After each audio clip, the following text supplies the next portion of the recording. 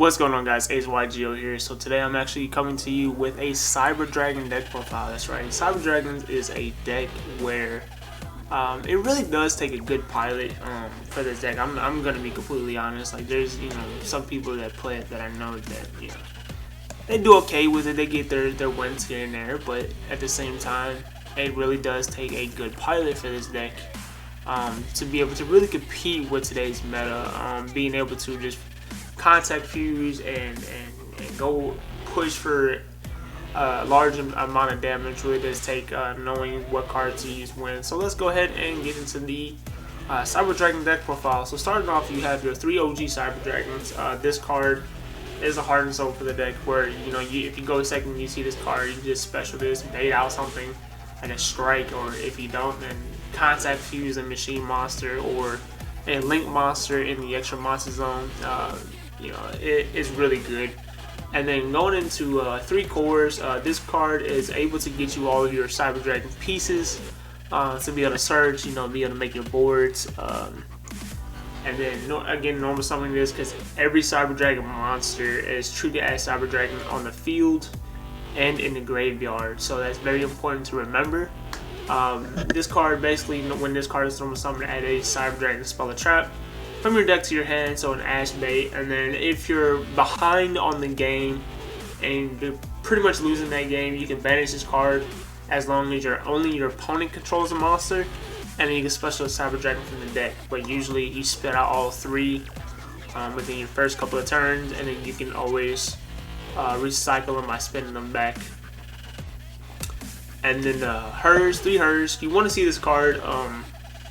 It's not always good to start with this card. I have thought about cutting it to 2, but 3 is optimal because if you're able to discard this card based on a card effect, you can search a Cyberdragon.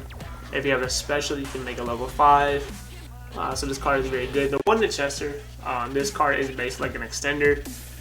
You don't always want to see this because it's not that good, but it does come in handy, especially for certain cards that we play in the extra deck. And then the 2 Galaxy Soldiers, I have tested this at 3. 3 is okay, but 2 is more optimal. Just because you don't want to always open this card, but it does get you to your infinity plays and so on and so forth.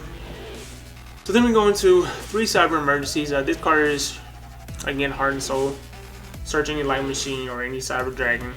As the light machine, it has to say it cannot be normal summon set on the card text in order to search it. If it does not say that, you can't search it, no matter what level it is. And then you're gonna be able to search a Cyberdragon monster.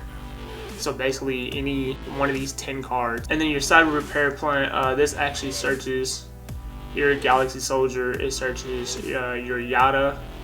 If you're going into game 3, going into time, you can win that cheesy way, but it works.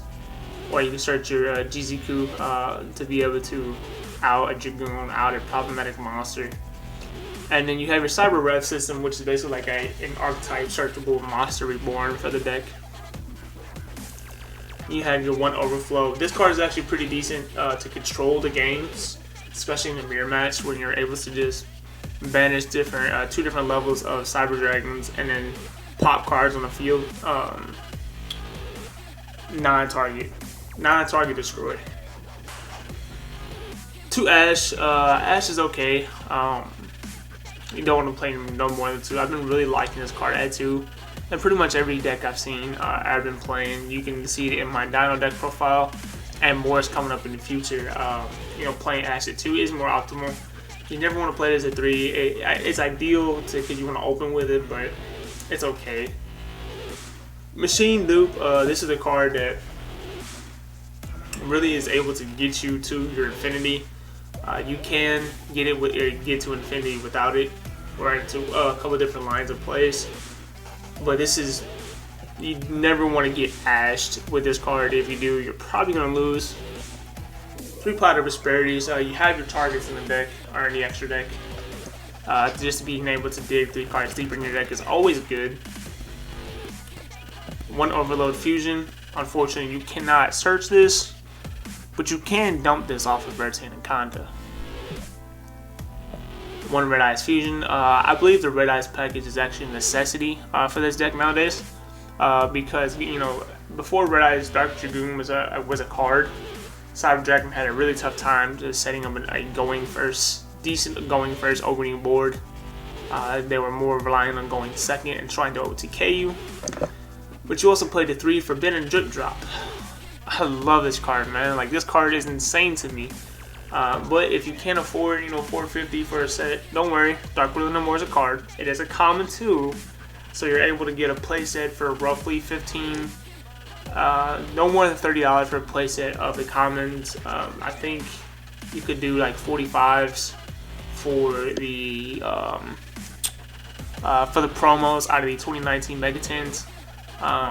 However, if you can get this card, I highly recommend this card. Like, I love this card. Forbidden Droplet is such a card that's worth the price tag. Like, being able to send, even in a deck like this, being able to send any Cyberdragon, you kind of want to send hers, mainly because then it will trigger that effect to search a Cyberdragon card because it sends off a card effect.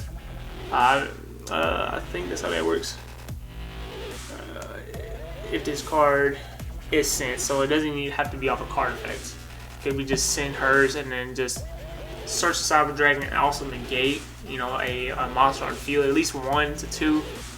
It's so good. Like, I love this card. Forbidden Drip Drop. Then we go into the 1 Jizuku.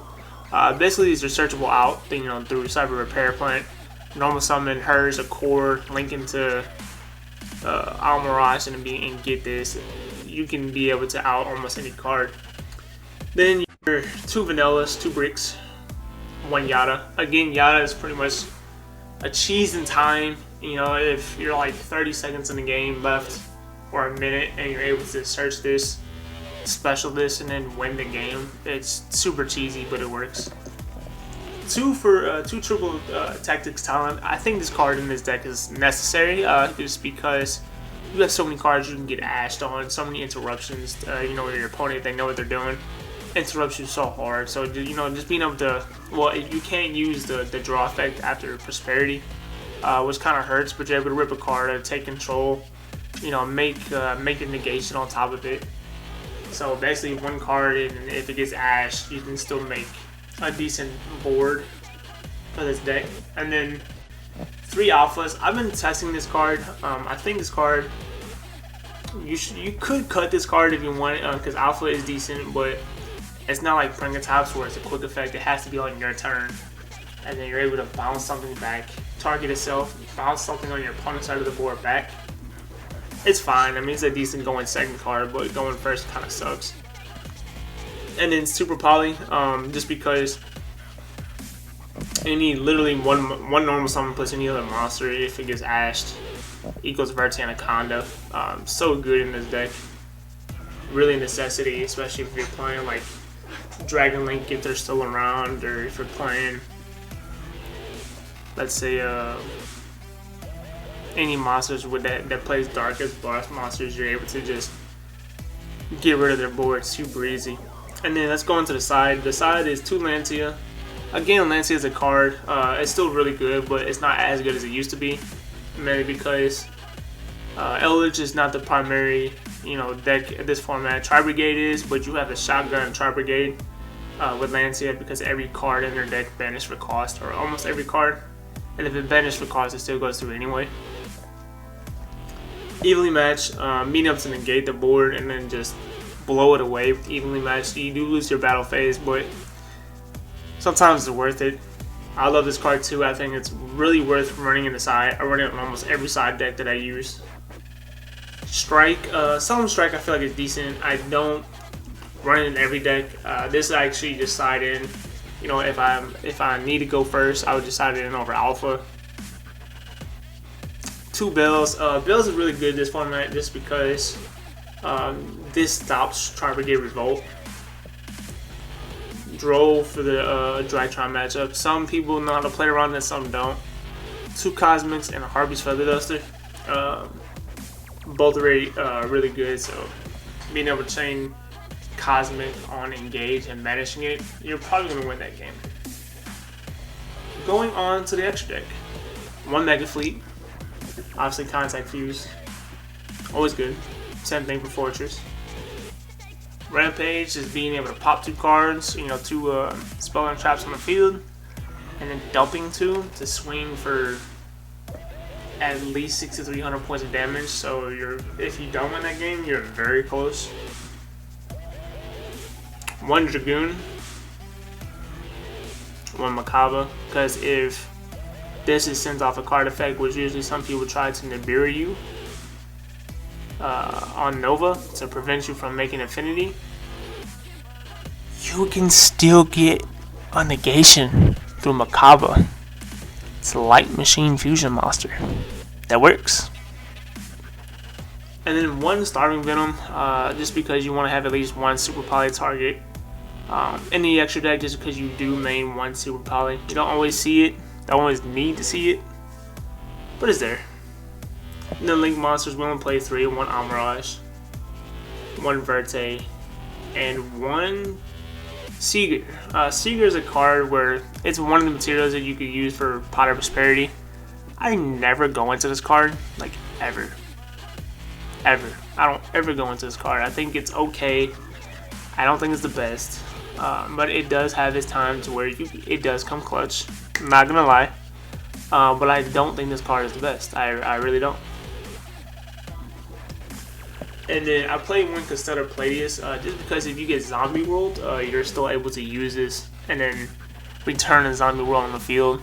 If anything, you can make a Zeus on top of this, where you would still have at least a 2 material Zeus, so that's still decent. And then I run 2 Infinities, 2 Novas, mainly because you can always banish 1 of each off for Prosperity if you need to, if you think you're not going to go into it. At least a 2nd copy, and then you're fine. If you do get Nibiru on 1 Nova, you have a 2nd one. It's no big deal. And then the 1 Zeus, being able to make a 4 material Zeus is always good. Being able to stack with Infinity and then swinging with Infinity to make Zeus, and you're having 4 materials on it, always good. Even in a mirror match, this is fine. Like if they normal summon any Cyberdragon monster, you're gonna have to burn that, you know, that send effect, because you don't want this to get contact fused. Overall, this deck is 41. I wouldn't make any change to it except for maybe Alpha. You do have a couple flex spots. Dragoon's a flex spot. If you don't want to spend the, 160, or yeah, about 160 for the core, for the Dragoon core, that's fine. I mean, Cyberdragons can be a very budget alternative or very cheaper alternative deck to play, as long as you have most of these in your commons bulk somewhere in a big old binder. You're gonna be able to play this deck for pretty cheap. You can use, in this deck specifically, you can use Desires. I mean, it's fine. You have a bunch of 1-ofs. Everything else is pretty much at 2 or 3 anyway, so it doesn't really matter if you play Desires in here. And then for Forbidden Drip Drop, you can play Dark Ruler Memorials, you can play Imperms, you can play any other hand traps. If you want to play the hand trap route, you can play Forbidden Chalice too. Much cheaper than Imperm, but does pretty much the same thing. And then talents, you can play 1 Upstart and 1 Call by the Grave. You don't really need to play 2 talents. Alphas, you can probably get those for super cheap if you wanted to. So yeah, I mean, this deck just takes a good pilot. Overall, I do think it's a solid rogue tier 2 contender. I do think it's very good, very underestimated. But yeah, if you guys enjoyed the Cyberdragon deck profile, please feel free to like, comment, subscribe. I'll catch you guys in the combo tutorial.